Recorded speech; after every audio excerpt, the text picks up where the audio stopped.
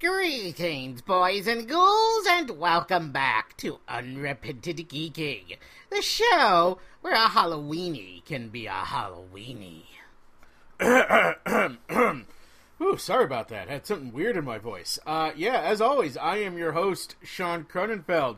And no, this is not the review of the latest episode of Doctor Who, but don't worry, that's still going to be coming soon enough. It's just been delayed a little for a special Halloween treat. Now, this is not the big Halloween thing I'd been teasing for weeks. Like I said, I just wasn't able to get that done in time. But it is still something I think very seasonally appropriate. And it's a follow-up to a previous episode of the show, no less.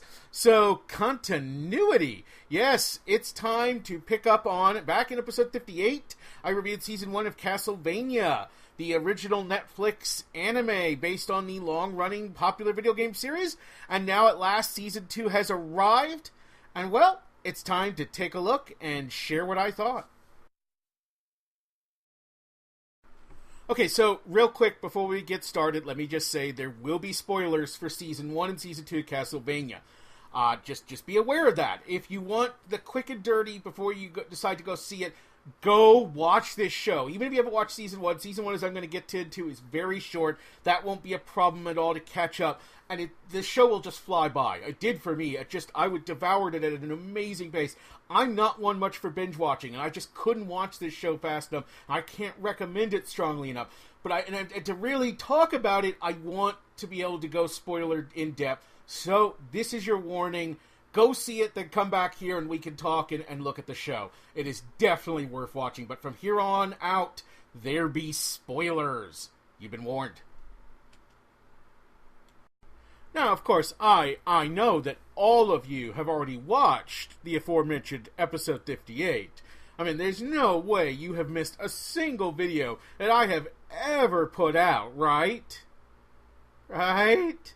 No, but seriously, as a reminder, the first season of Castlevania was it originally released back in July of 2017, so well over a year ago. And it was only 4 episodes long, and that was actually the biggest mark against it. It was a very strange choice for a network that admittedly often goes weird with releases, as any watcher of Voltron can attest to.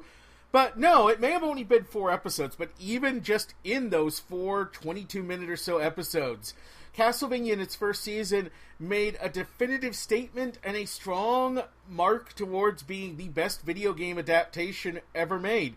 And with Season 2, which is a whole whopping 8 episodes, that's right, twice as much, the show has officially taken that first step and taken a whole bunch more steps, and yeah, this is the best goddamn video game adaptation ever made, by a mile. Because, let's be clear, that is not the highest hurdle to overcome, as anybody who's familiar with video game adaptations tends to know. But no, this is easily the best movie, best TV series, arguably best comic or best book or any kind of video game adaptation. This is the best go at it ever. And it's just... okay, we got twice as many episodes this time around, which was great, but honestly, I could have used twice as many as that. I could have used 100 times many as that if they were as good as these 8 episodes. This is the kind of show I would gladly keep watching forever. It's that damn good. So much credit goes to Warren Ellis, who's the guy who basically wrote this. For those of you who don't know, part of why we got a bit of this weird release is these were originally meant to be 3 different movie scripts, which is a bit weird because, I mean, yes, lengthwise, the first season would just about maybe work as a movie, but in terms of being a satisfying standalone tale, not so much. But for those not familiar, Castlevania in its first 2 seasons, which, by the way, it is a Netflix exclusive. They're the ones who are more or less producing this, it's done by a lot of familiar names to people who know animation and anime. Frederator Studios, Powerhouse Animation, Shankar Animation, they all had a hand in helping get this thing made. And just, it's an absolute triumph. But it's based on the third game in the Castlevania series, Castlevania 3 Dracula's Curse. For those not familiar, that was at the time of its release. It was an NES game, came out back in, came back out in Japan in 1989, came out in America and Europe, America in 1990, Europe didn't get it until 92. NES game, after the experiment, whether you thought it was a good one or not, of Castlevania 2, Castlevania 3 was a more back to basics while still doing new things, but the big hook for it was supposed to be a prequel to the first 2 games, giving us the quote-unquote origin of the Belmont clan's feud with Dracula. Now, of course, subsequently, we would get a lot more origins, of, including one in a completely different continuity, and we'd get games set even before Castlevania 3, and yada yada, you know the drill with any kind of long-running series. Rarely is there ever an actual fixed set beginning point. There's almost always ways for clever or not so clever creators to slip more story in beforehand, for good or for ill. But anyways, Castlevania 3 Dracula's Curse was a very hard, very good game. And as good as it was, though, the TV series based off of it is arguably even better. But a big hook of the game was Trevor Belmont, ancestor to the famous Simon Belmont, went off to fight Dracula, and over the course of the game had the ability to team up with one of 3 different warriors. The first of which is not appearing in this show for whatever reason. Actually, there's a very good reason, and that's probably because with 3 main heroes, and in this season a sprawling cast of villains, the show's already packed. But I've always had a soft spot for Grant D. Nasty, if just for that wonderful, wonderful name. Well, it's actually Grant Dynasty, but, I think the American translation, I've always called him Grant Dynasty. I love that name. He was a pirate ghost. Cool guy, could climb on walls like Spider-Man. But he's not in this.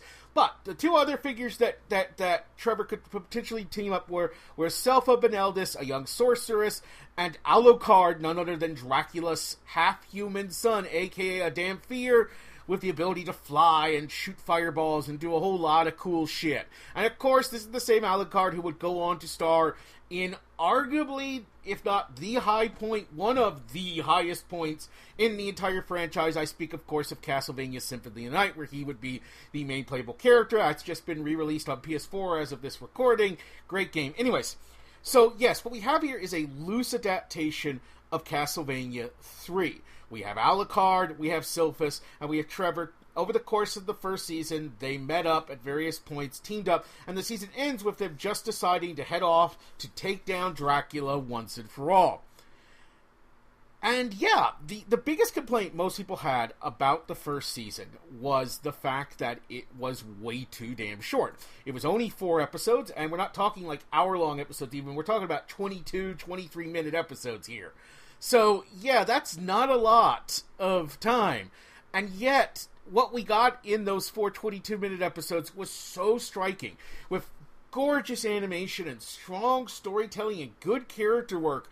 If it left us wanting more, it left us wanting more in the best possible way. And I would say, in my opinion, that Season 2 more than pays that off, but in ways that you may not be expecting. If you are expecting 8 episodes of non-stop blood and gore and endless action, as our characters just go from battle to battle to battle to battle to battle as they take out every bit of Dracula's ever-growing army of darkness, TM, well, then you're going to be a little disappointed. But that's because instead of just doing that, which would have given us a much poorer show, instead, in what I think is a great decision, Warren Ellis and the rest of the creators behind this show decided to slow the pace down. Basically, the first 5 episodes are largely set up character development and filling in backstories and basically just a lot of table setting. But that doesn't mean they're boring by any means.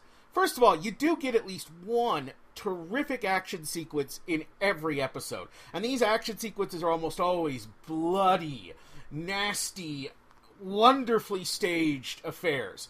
There's one bit where we get to see Alucard and Trevor take on a couple of familiar faces, longtime bosses from the Castlevania franchise. And I was just so happy to see these two villains show up, and the way they're taken out is just really exciting. In another episode, we get a flashback to Dracula during the height of his power, unleashing controlled vengeance against a group of humans in a town who insulted him. And basically, every episode makes sure to give us a little of that blood and circuses so that you're never bored. But the thing is, that's almost not necessary. Because although it might sound like what we get is a lot of talking heads otherwise, it's not. Because this show is so well done.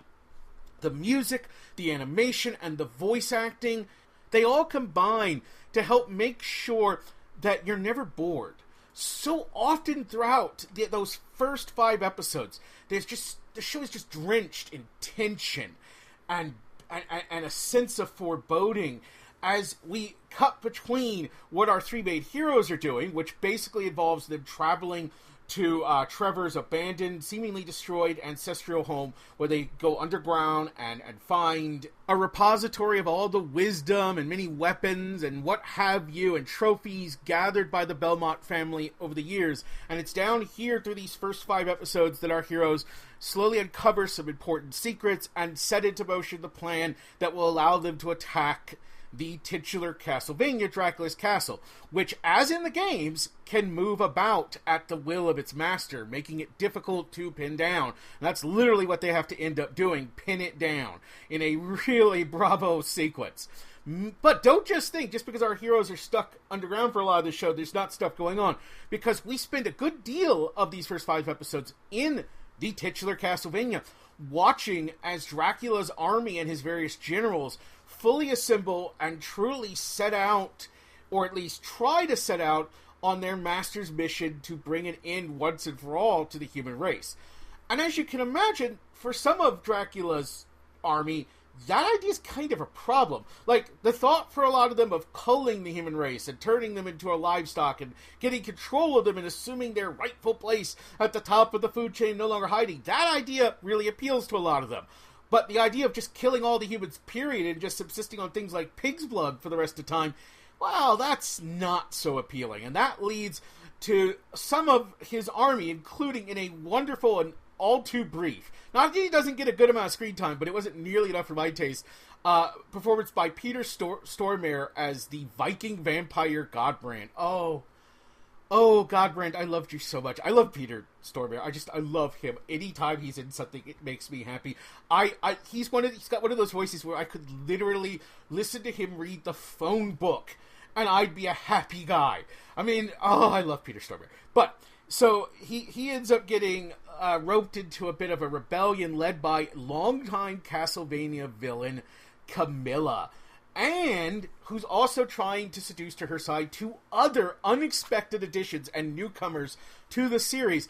None other than goddamn Hector and Isaac. Now, if you don't know, Hector and Isaac aren't vampires. They're humans, and not just any kind of humans. They're devil. They have these kind of like devil forging powers. They're from I won't say it's the most obscure game in the Castlevania franchise. It isn't.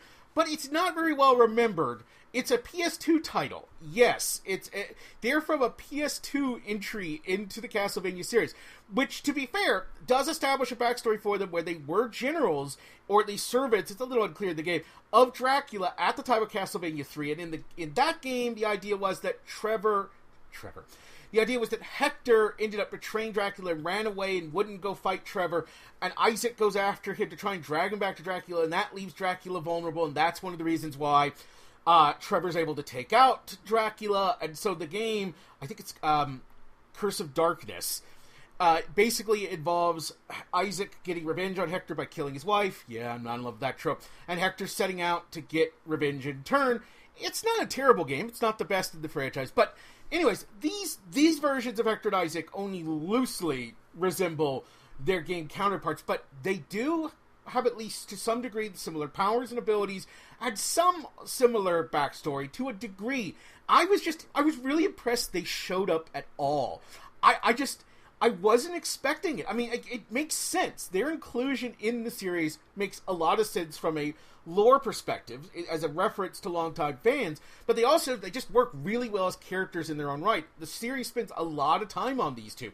And yeah, it's clear by the end of the season, they're set up for bigger things to come in the next season. FYI, Castlevania's already been renewed for season 3. They're working on it right now.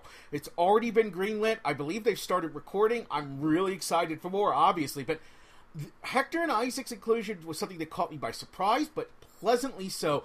And I really appreciated where the show took them throughout the season and where it leaves them. And I'm really excited to see what comes next with them and Camilla. But like I said, that's the first 5 episodes. And then, just when you thought that the show might be a lot of talking. And again, I am not complaining about that. Those first 5 episodes were easily every bit as compelling as any action scene. The non-action sequences in those episodes were every bit as compelling. But yeah, there's no denying the show kicked it up a notch in episodes 6 and 7.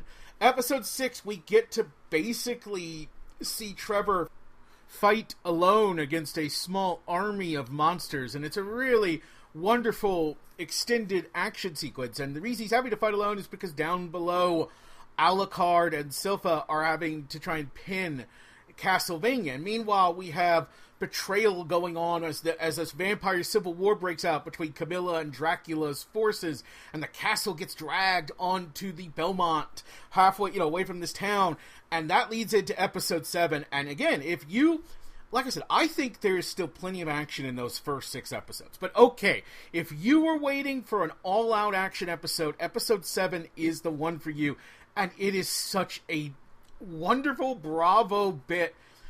Okay, I said that one of probably the biggest complaint against the first season of Castlevania was the short running time.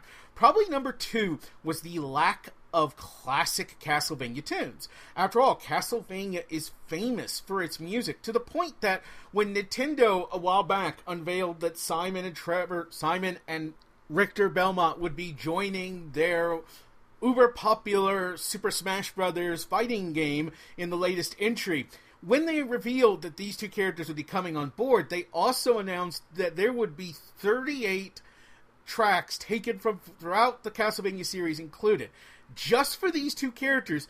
And nobody really, I think, was that surprised by it ultimately, because that's how famous the music in Castlevania is. And there basically was very little, if no real use of that music in Season 1. And that's still true for a lot of Season 2, until you get to episode 7. When, right as the big action moment's beginning, right as Alucard, Trevor, and Silpha step into the castle proper, causing the civil war to stop and all the vampires to turn and as one try and take down our 3 heroes, a certain song begins to play. And it's a wonderful orchestrated version of perhaps the Castlevania song. If you're familiar at all with the series, you could probably guess which one I'm talking about. And if you're not, I'm not going to say, so you can experience it firsthand for yourself. And basically this song plays throughout the entire action sequence that follows, and said action sequence, which takes up a good probably 8 or 9 minutes. At least that's what it felt like. And I've watched literally already 4 times. And understand, these episodes just went live earlier this week. Like, I think they went live, it's Sunday, October 28th as of this recording, and I think they went live like Friday, October 26th. And so I've already watched this sequence something like 4 or 5 times. It's that good. And it's basically, I've said again and again how gorgeous this show looks, and it is gorgeous. Just even, I mean, the design is gorgeous, the animation is so wonderfully fluid and well done, and everything looks amazing. And this is the moment, this is the episode where the show just stops holding back and just lets it all loose. And it's wonderful. This action scene that follows is great. We get to see Trevor, Alucard, Silpha each fight on their own for a bit. We get to see each of them do their own thing. And then we get to see them start teaming up.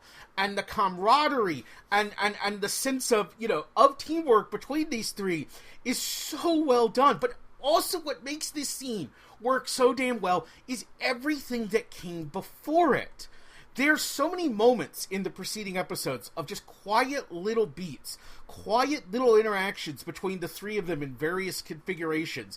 Be it Trevor and Alucard playfully insulting each other before breaking into a small laughing fit, to Silpha showing sympathy and sharing her history with Alucard, to Trevor and Silpha growing closer in a way that's clearly building romantic feelings between them, and just the three of them. The wonderful interplay of Silpha playfully being frustrated with her two companions, rolling her eyes at their childish interactions while you can tell on some level she is enjoying it. And as someone who's lived this nomadic life, and much as she misses her family, really kind of appreciates being with these two and joining this worthy fight. And Alucard, who spent so much time alone and was trapped and betrayed by his own father and has lost his mother, finding hope again in the form of these two humans. And Trevor, who started out the series as a completely broken drunkard, a shell of himself, coming alive, maybe for the first time since he became an adult, and truly becoming worthy of the Belmont name. All of that comes across in the preceding 6 episodes. And it gives these moments...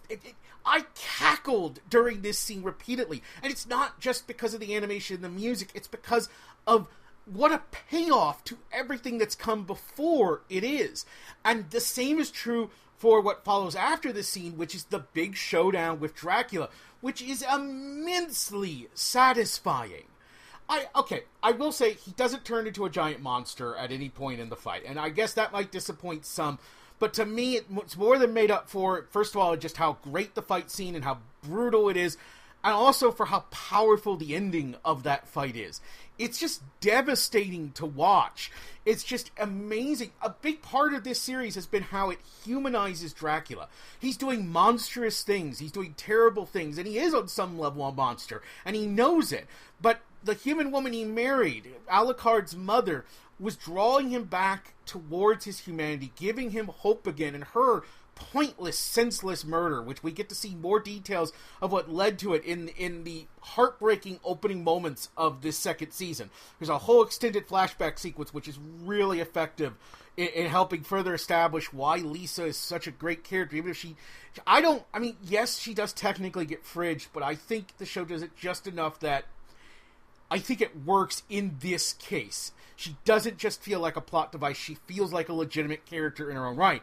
So, the way all that plays out in this final battle, and also, like, the payoff to the relationship between Dracula and Isaac, and the little period we get on that in this episode, it all just works so well.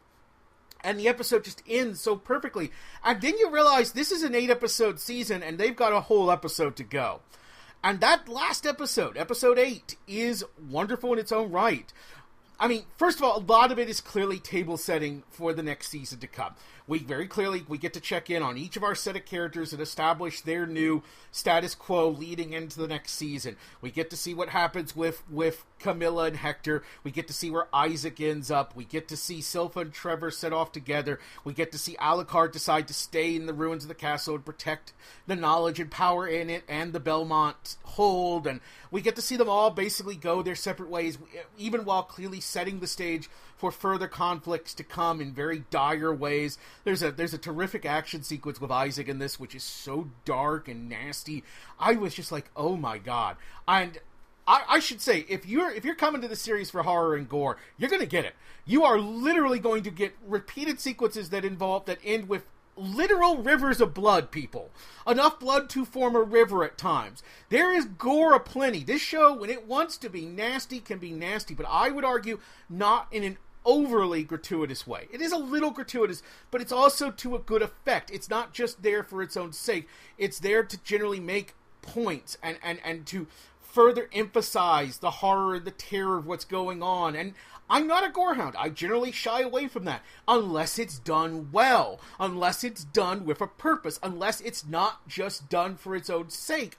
And that's exactly what you get here. And like, Isaac has such a nihilistic beat in this episode. It's kind of breathtaking, and it's clearly setting up for further confrontations between him and the others. And it's just, you just know bad things are coming. But what I really love most is, after all this, and after everything that's happened in the series to date, the season the episode and the season draw to a close in this wonderfully quiet, achingly human moment as Alucard breaks down at the loss of his mother, and yes, even the loss of his father and everything.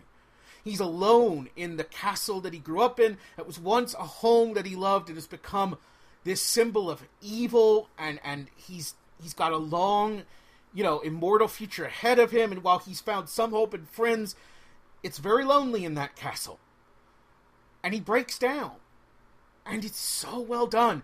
It's not overplayed. There's no music. It's just him starting to sob. And it's ugly sobbing. Not cinematic, single tear down the eye. No, he just starts fucking crying his eyes out. And boom, we end. We end the season on that note. And if that was the end of the series, I'd be very satisfied. Don't get me wrong. I'm so happy we're getting more of this. I'm so happy. But if that was the end, I could have been very happy with where it left off. And I think it speaks to why this series is so good that they went with that. That they didn't go for some big, dramatic, overblown, over-the-top moment to draw the season to a close with. They went with a quiet, very relatable, very human scene. And that's part of what the show did so well, is how terrifically it humanized everybody, even the villains. Again, the villains are awful. They're villainous. They are out and out terrible. You don't really sympathize with them. Not really. A bit with Dracula in the sense of what happens to his wife is immensely unfair and immensely cruel and terrible. But his response also, the difference between his response and Alucard's makes it very clear that what he's doing is wrong, and he knows what he's doing is wrong. And throughout this season, we really highlight, because Dracula shows up at the first half of the first episode of season 1 spent a bit of time with Dracula, and after that, he largely fades into the background. This season brings him back in a big way, and he's clearly, a big part of what leads to the rebellion and the Civil War is how broken he is. And multiple characters say this isn't a war, this is a long-term attempt at suicide. And it's difficult to know if they're right, and the show keeps you guessing right until the end. And Dracula, I will, like I said, this is a spoiler, so Dracula dies at the end of episode 7, and, well, this is Castlevania, and lots of games in the past have found ways to bring Dracula back. First of all, he comes back every 100 years regardless, but even beyond that, plenty of games have found ways to get around that little limitation. And if they want to, they could easily bring Dracula back, but I don't think they're going to, not in season 3 at least. And I hope they don't, because I don't think they need to, because the villains that they set up, the ones who are filling the vacuum, Carmilla, Hector, and Isaac, seem more than strong enough on their own to carry at least a season of this series. But I also hope they don't, because the way Dracula's story ultimately ends and plays out in this season is so satisfying and so well done. I would love to just leave it, let him come back later. We are clearly not done with Trevor and Silpha and any of these characters at this moment. But I could easily see a season 4 or season 5 where we jump ahead to Simon, where we jump ahead to Richter, where we jump ahead to any number of the games. There's plenty of number of games where they could use as a starting point. And if they do that, and as long as Warren Ellis is involved, I know it's going to be great. And basically, like I said at the start of all this, Castlevania is easily the best video game adaptation of all time, and that's not a backhanded compliment. Because even if you've never played a Castlevania game, even if you've never heard of Castlevania, you can watch these 12 episodes. Because really, it's 12 episodes. More than ever, I don't know why they split up the season the way they did. I guess partially because they weren't done with the later episodes, and I can kind of get, but really, episode 4 of season 1 feeds so directly into episode 1 of season 2. These are 12 episodes, and they work really well. I rewatched the first season right before watching this. I literally went from episode 4 to episode 1, like I just said. And you could have easily had this be one season, but whatever. That's past as prologue. I think most people will probably going forward just try and watch as much of this in one go, because it's incredibly compelling. It's the kind of show you want to binge, because it's so exciting and so well done. But I just want to end it by saying one reason why this is such a good adaptation is that it's willing to honor the spirit of the original. Like I said, there's so many characters from throughout the history of the game, including freaking Hector and Isaac, They didn't have to be nearly this faithful to the games. They could have just discarded most of it, just kept the names only, and they don't do that. But at the same time, they're not overly precious either. Warren Ellis and the rest of the creators know when to make changes, as they do. While they include Hector and Isaac, and they are recognizably Hector and Isaac, at the same time, they're dramatically different from the Hector and Isaac from the game that introduced them into the series continuity. There's a lot of differences. There's a lot of changes. There's a lot of unique elements. This is very much its own beast. It's just one that works as a Castlevania project in its own right. And the other mistake I think a lot of adaptations make is they don't understand that different mediums are different mediums for a reason. There's this wonderful book that came out in 2000 called The House of Leaves, or just House of Leaves, by Mark Z. Danielewski. I hope I said that right. Danielewski.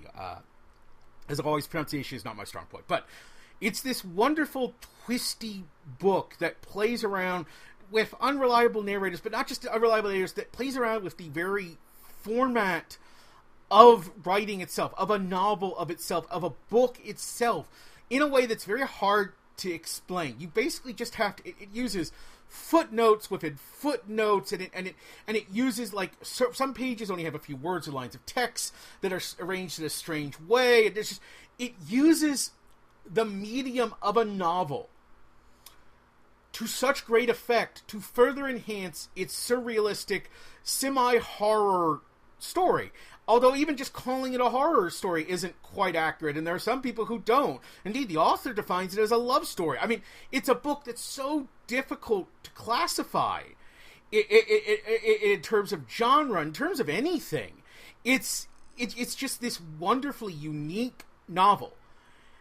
And there have been attempts to try and turn it into a movie, and they've never gotten off the ground.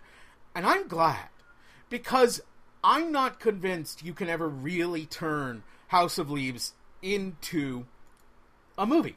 And it's not, I mean, you could make a movie that follows the basic plot elements, and, you know, certainly movies are familiar with twisting narratives and unreliable narrators and cutting back and forth and all that.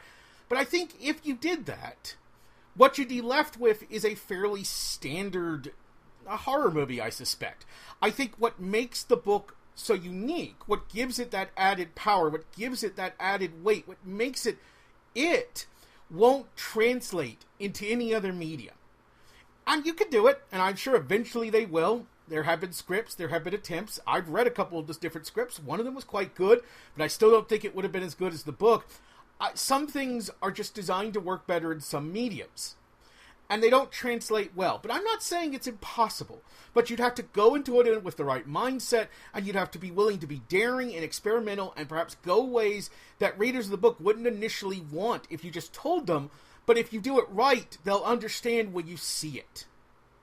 And that's what I think so many adaptations, not just video game adaptations, but, you know, movie adaptations of books, comics adaptations of video games, book adaptations of movies, whatever, any adaptation, movie adaptations of theater, any adaptation of a story from its original medium into another medium.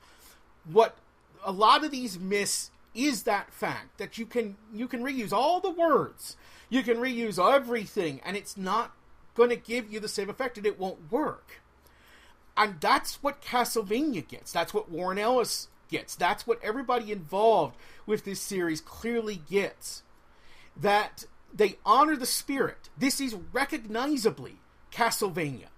The show, the art style, is heavily influenced by Ayami Kojima's artwork in Castlevania Symphony of the Night. There's art which seems almost straight taken directly from the man, and the design of the castle, and there are shots in this throughout this second season that are taken straight from the game, from throughout the series. There are shot after shot which are clearly, which I was like, oh, I get that, I recognize it.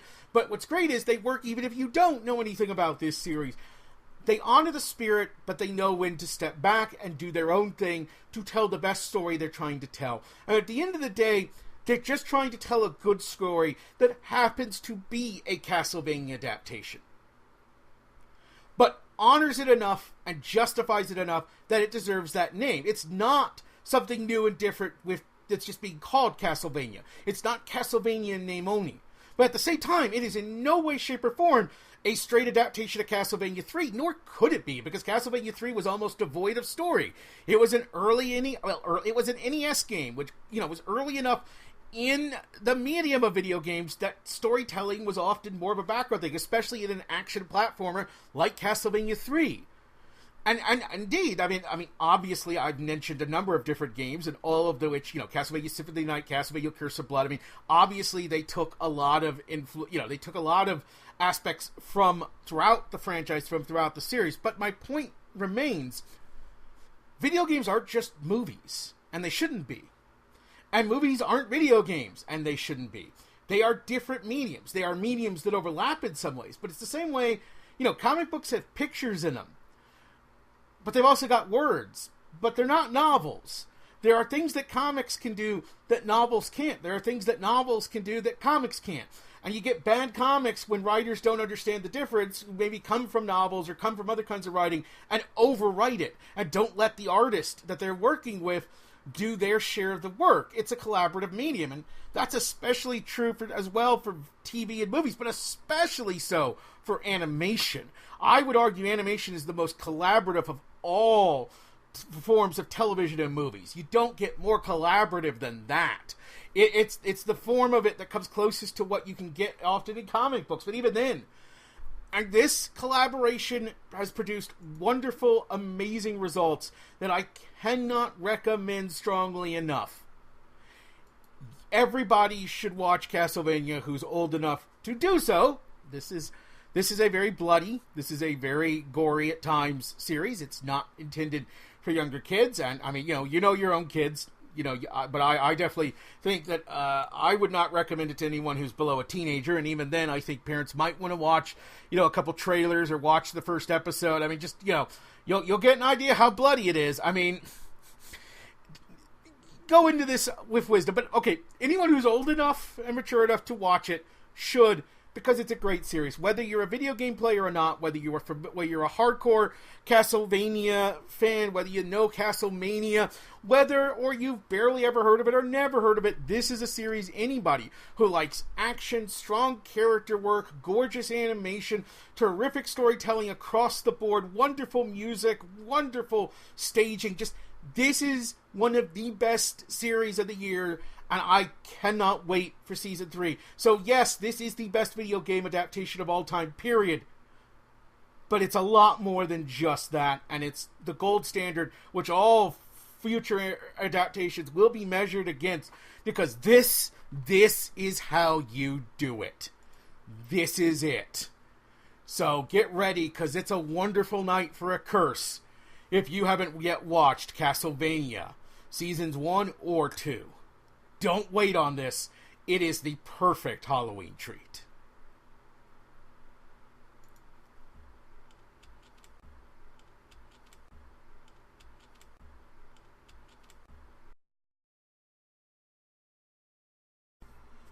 And that's going to do it for this episode of Unrepentant Geeking. And I've got to make a shameful confession. When I talked about the song that was used in the big climax of the series, I got a little mixed up what song. It is still one of the all-time classic Castlevania tunes, but I don't think it's the one that people would actually think of when they first think of the series. I don't know. It's personally my favorite of all the Castlevania music, so that's why maybe I got a little mixed up. Anyways, I would go watch it yourself and then identify it. I'm not your dad. I'm not your mom. I'm not here to do all the work for you. I'm just here to tell you what's good to watch and what isn't. Or not, as the case may be. Anyways, it's going to do it for this Halloween episode of Unrepentant Geeking. See you later this week as we dive back into the world of Doctor Who. Until then, for Unrepentant Geeking, this is Shaun wishing you all long days and pleasant nights.